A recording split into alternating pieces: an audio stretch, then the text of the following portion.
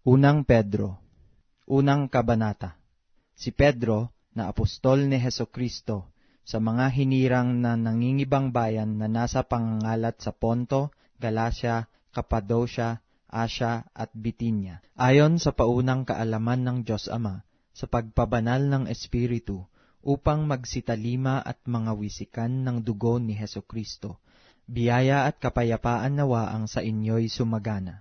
Purihin nawa ang Diyos at Ama ng ating Panginoong Hesukristo, na ayon sa kanyang malaking awa ay ipinanganak na muli tayo sa isang buhay na pag-asa sa pamamagitan ng pagkabuhay na maguli ni Hesukristo sa mga patay. Sa isang manang di nasisira at walang dungis at hindi kumukupas na inilaan sa langit para sa inyo, na sa kapangyarihan ng Diyos ay iniingatan sa pamamagitan ng pananampalataya sa ikaliligtas na nahanda upang ihayag sa huling panahon, na ito ang inyong totoong ikinagagalak.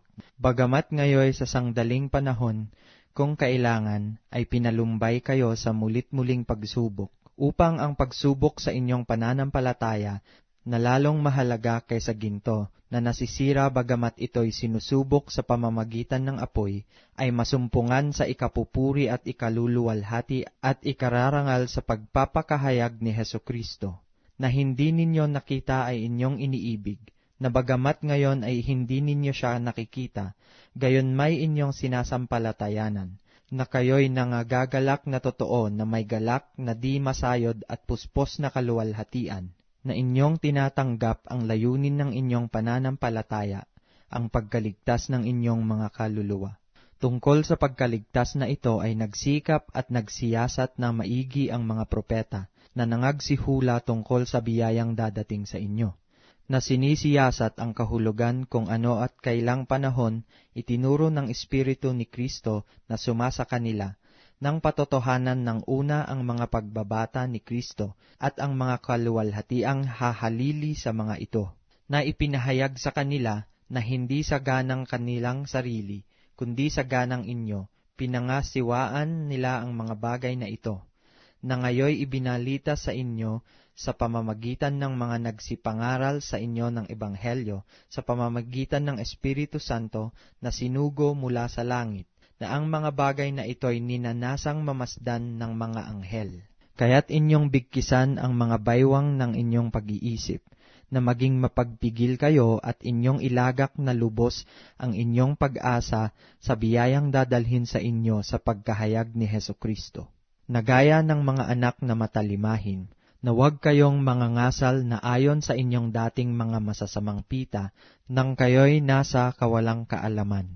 Ngunit yamang banal ang sa inyo'y tumawag, ay mangagpakabanal naman kayo sa lahat ng paraan ng pamumuhay, sapagkat nasusulat, kayo'y mangagpakabanal, sapagkat ako'y, at kung inyong tinatawagan na Ama, siyang walang itinatanging tao, na humahatol ayon sa gawa ng bawat isa, ay gugulin ninyo sa takot ang panahon ng inyong pangingibang bayan, na inyong nalalamang kayo'y tinubos hindi ng mga bagay na nangasisira, ng pilak o mula sa inyong walang kabuluhang paraan ng pamumuhay na ipinamana sa inyo ng inyong mga magulang, kundi ng mahalagang dugo, gaya ng sa korderong walang kapintasan at walang dungis, sa makatuwid bagay ang dugo ni Kristo, na nakilala nga ng una bago itinatag ang sanglibutan, ngunit inihayag sa mga huling panahon dahil sa inyo, na sa pamamagitan niya ay nananampalataya kayo sa Diyos, na sa Kanya'y bumuhay na maguli sa mga patay, at sa Kanya'y nagbigay ng kaluwalhatian,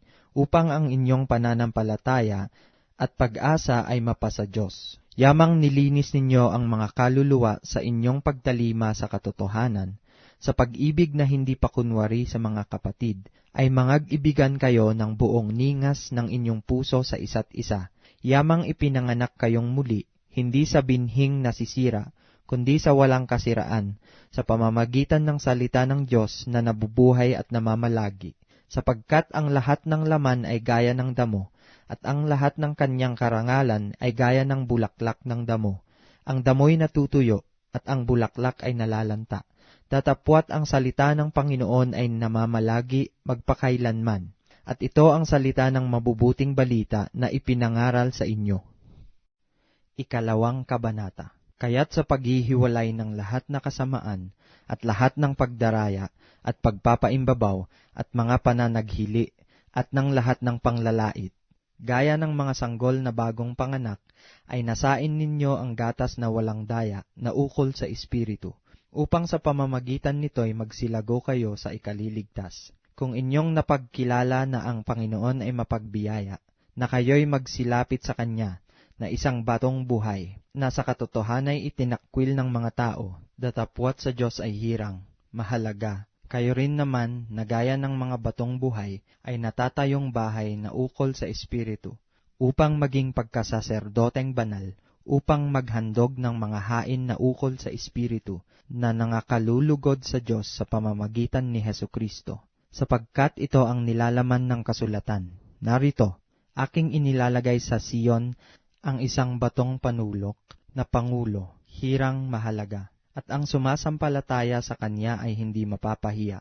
Sa inyo ngang nangananampalataya, siya'y mahalaga, datapwat sa hindi nangananampalataya, ang batong itinakwil ng nagsisipagtayo ng bahay, siyang naging pangulo sa panulok, at batong katitisuran at bato na pangbuwal, sapagkat sila ay natitisod sa salita, palibhasay mga suwail, na dito rin naman sila itinilaga.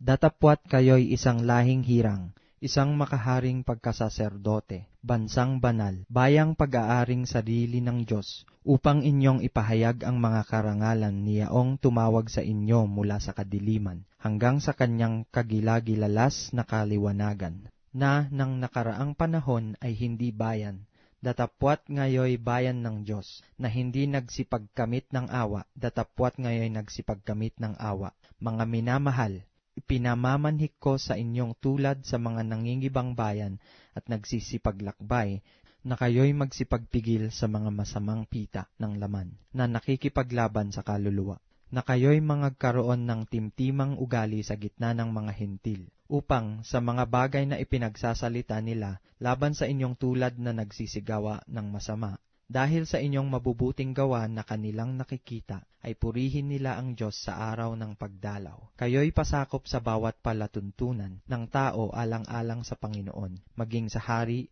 na kataas-taasan, o sa mga gobernador na sinugo niya sa panghihiganti sa nagsisigawa ng masama at sa kapurihan ng nagsisigawa ng mabuti, sapagkat siyang kalooban ng Diyos na dahil sa paggawa ng mabuti ay inyong mapatahimik ang kamangmangan ng mga taong palalo, na gaya ng kayo'y mga laya, at ang inyong kalayaan ay hindi ginagamit na balabal ng kasamaan, kundi gaya ng mga alipin ng Diyos. Igalang ninyo ang lahat ng mga tao.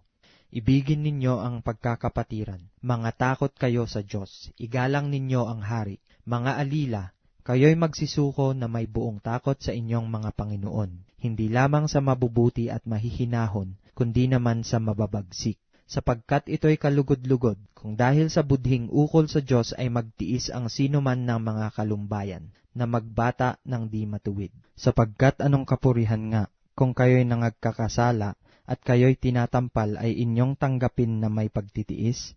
Ngunit kung kayo'y gumagawa ng mabuti, at kayo'y nagbabata, ay inyong tanggapin na may pagtitiis, ito'y kalugod-lugod sa Diyos, sapagkat sa ganitong bagay kayo'y tinawag, sapagkat si Kristo man ay nagbata dahil sa inyo, na kayo'y iniwanan ng halimbawa, upang kayo'y mangagsisunod sa mga hakbang niya, na siya'y hindi nagkasala o kinasumpungan man ng daya ang kanyang bibig, na nang siya'y alipustahin, ay hindi gumanti ng pag-aalipusta, nang siya'y magbata, ay hindi nagbala, kundi ipinagkatiwala ang kanyang sarili doon sa humahatol ng matuwid, na siya rin ang nagdala ng ating mga kasalanan sa kanyang katawan sa ibabaw ng kahoy, upang pagkamatay natin sa mga kasalanan ay mga buhay tayo sa katuwiran, na dahil sa kanyang mga sugat ay nangagsigaling kayo. Sapagkat kayo'y gaya ng mga tupang nangaliligaw, datapwat ngayon ay nangabalik kayo sa pastor at obispo ng inyong mga kaluluwa.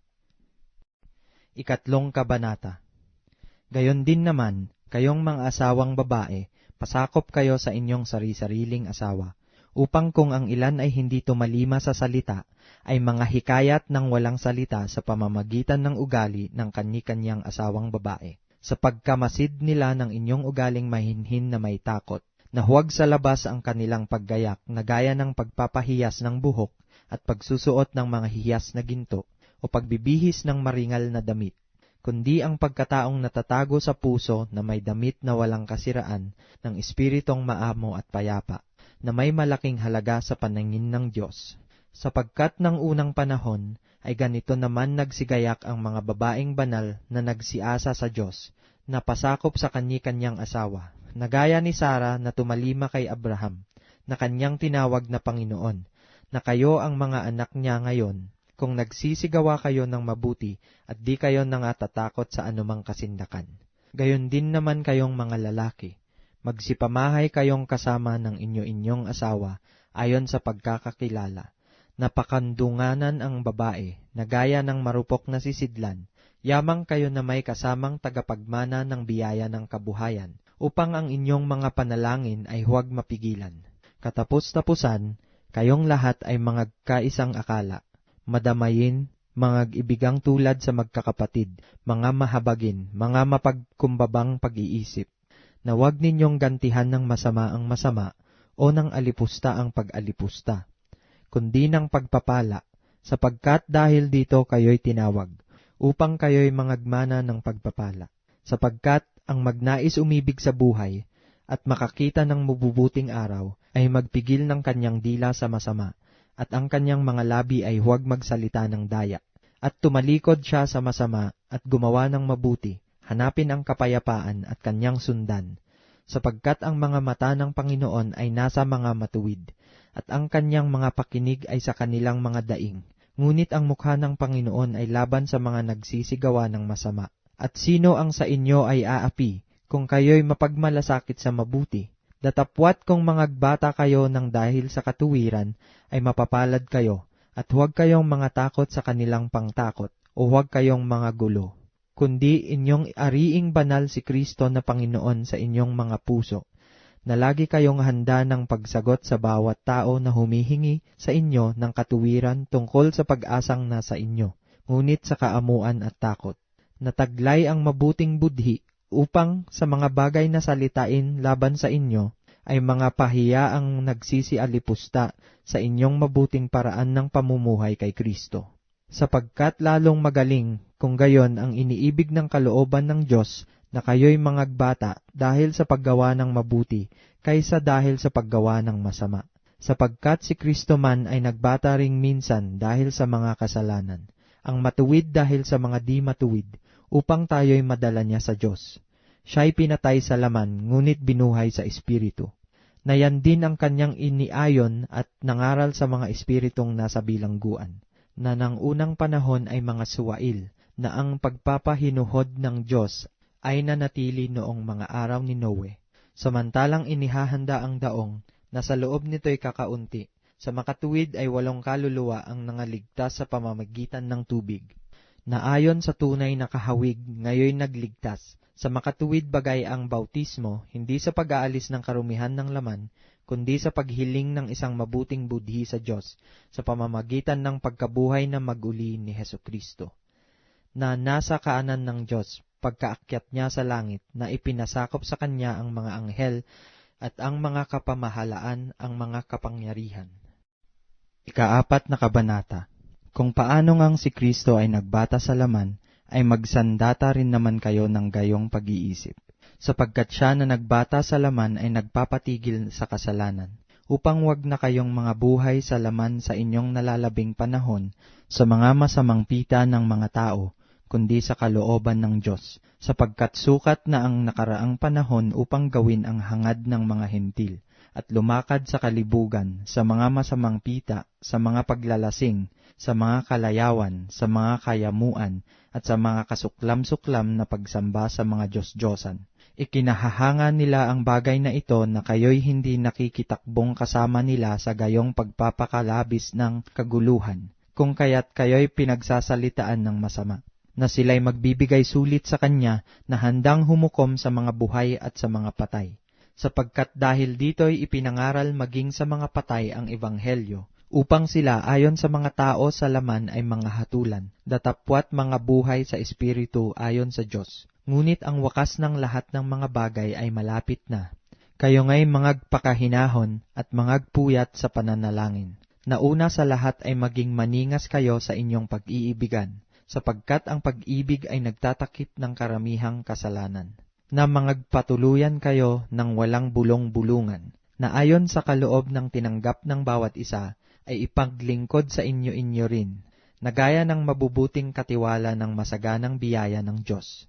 Na kung ang sino may nagsasalita, ay gaya ng sa mga aral ng Diyos, kung ang sino man ay nangangasiwa, ay gaya ng sa kalakasang ibinibigay ng Diyos, upang ang Diyos ay papurihan sa lahat ng mga bagay sa pamamagitan ni Hesukristo, na sa Kanya ang kaluwalhatian at ang paghahari magpakailanman. Siya nawa. Mga minamahal, huwag kayong mangagtaka tungkol sa mahigpit na pagsubok sa inyo, na dumarating sa inyo upang kayo'y subukin, na waring ang nangyayari sa inyo'y di karaniwang bagay, kundi kayo'y mga galak, sapagkat kayo'y mga karamay sa mga hirap ni Kristo, upang sa pagkahayag ng Kanyang kaluwalhatian naman ay mga galak kayo ng malabis na galak. Kung kayo'y mapintasan dahil sa pangalan ni Kristo, ay mapapalad kayo, sapagkat ang Espiritu ng kaluwalhatian at ang Espiritu ng Diyos ay nagpapahingalay sa inyo. Ngunit huwag magbata ang sinuman sa inyo na gaya ng mamamatay tao, o magnanakaw, o manggagawa ng masama, o gaya ng mapakialam sa mga bagay ng iba. Ngunit kung ang isang tao ay magbata na gaya ng Kristiyano, ay huwag mahiya, kundi luwalhatiin ang Diyos sa pangalang ito, sapagkat dumating na ang panahon ng pasimula ng paghuhukom sa bahay ng Diyos, at kung mauna sa atin, ano kaya ang wakas ng mga hindi nagsisitalima sa Ebanghelyo ng Diyos? At kung ang matuwid ay bahagya ng makaliligtas, ang masama at ang makasalanan ay saan kaya magsisiharap? Kaya't ipagkatiwala naman ng nangagbabata ayon sa kalooban ng Diyos ang kanilang mga kaluluwa sa paggawa ng mabuti sa tapat na lumalang. 5 Kabanata. Sa matatanda nga sa inyo'y umaaral ako, akong matandang kasamahan ninyo, at isang saksi ng mga hirap ni Kristo na may bahagi naman sa kaluwalhatiang ihahayag. Pangalagaan ninyo ang kawan ng Diyos na nasa inyo, na magsigamit kayo ng pagpupuno, na hindi sa pilitan, kundi may kasayahan, na ayon sa kalooban ng Diyos, ni hindi dahil sa mahalay na kapakinabangan, kundi sa handang pag-iisip. Ni hindi din naman ang gaya ng kayo'y may pagkapanginoon sa pinangangasiwa ang ipinagtagubilin sa inyo, kundi kayo'y maging mga uliran ng kawan. At pagkahayag ng Pangulong Pastor, ay magsisitanggap kayo ng di nasisirang putong ng kaluwalhatian. Gayon din naman kayong mga kabataan ay magsisuko sa matatanda. Oo, kayong lahat ay mga bigkis ng kapakumbabaan, na kayo'y maglingkuran, sapagkat ang Diyos ay sumasalangsang sa mga palalo, datapwat nagbibigay ng biyaya sa mga mapagpakumbaba. Kaya't kayo'y mangagpakababa sa ilalim ng makapangyarihang kamay ng Diyos, upang kayo'y Kanyang itaas sa kapanahunan, na inyong ilagak sa Kanya ang lahat ng inyong kabalisahan, sapagkat kayo'y ipinagmamalasakit niya. Kayo'y maging mapagpigil, kayo'y maging mapagpuyat. Ang inyong kalaban na dyablo, na gaya ng liyong umuungal, ay gumagala na humahanap ng masisila niya, na siya'y labanan ninyong matatag sa inyong pananampalataya. Yamang inyong nalalaman na ang mga gayong hirap ay nagaganap sa inyong mga kapatid na nangasasanglibutan. At ang Diyos ng buong biyaya na sa inyo'y tumawag sa Kanyang walang hanggang kaluwalhatian kay Kristo, pagkatapos na kayo'y makapagbatang sangdaling panahon, ay siya rin ang magpapasakdal, magpapatibay at magpapalakas sa inyo. Sumasa Kanya nawa ang paghahari magpakailanman. Siya nawa. Sa pamamagitan ni Silvano na tapat nating kapatid, ayon sa aking palagay sa kanya, ay sinulatan ko kayo ng maiksi, na aking iniaaral at sinasaksihan na ito ang tunay na biyaya ng Diyos. Magsitibay kayo dito. Binabati kayo ng nasa Babilonya, na kasamang hinirang, at ni Marcos na aking anak. Mangagbatian kayo ng halik ng pag-ibig. Kapayapaan nawa ang sumainyong lahat na nakay Kristo.